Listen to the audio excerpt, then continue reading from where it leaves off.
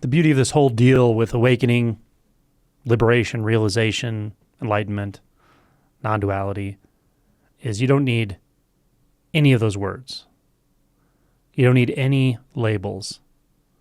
You don't need any definitions. You don't need any understanding. This one, I think, trips people up.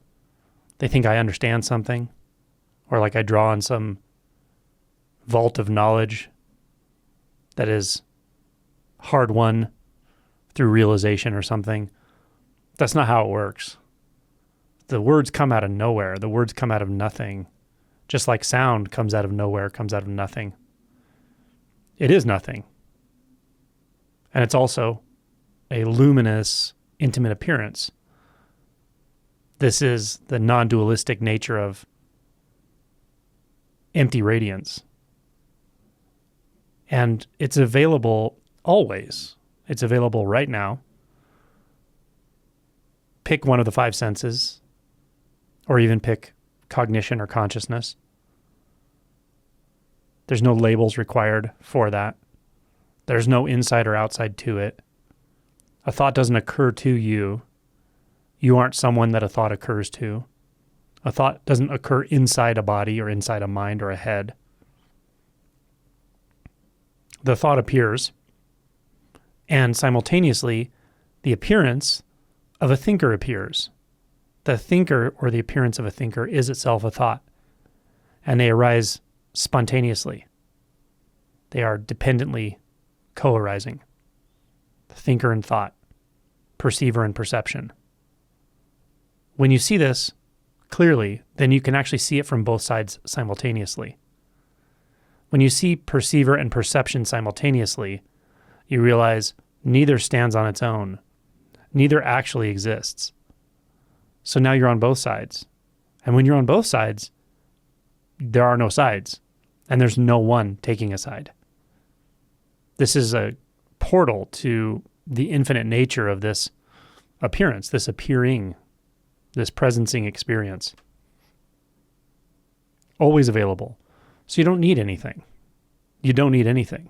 You don't need to believe, understand, take sides as far as doctrine or dogma. None of that is necessary. It can be helpful. There are pointers that are helpful, but they're only helpful in as much as they point you beyond themselves. Once you're pointed beyond conjecture, judgment, structure, belief, then really even pointers aren't necessary.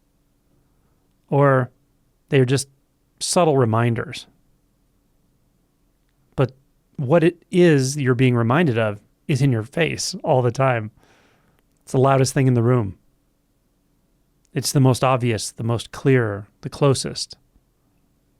That which you've never been apart from, that which nothing is divided within.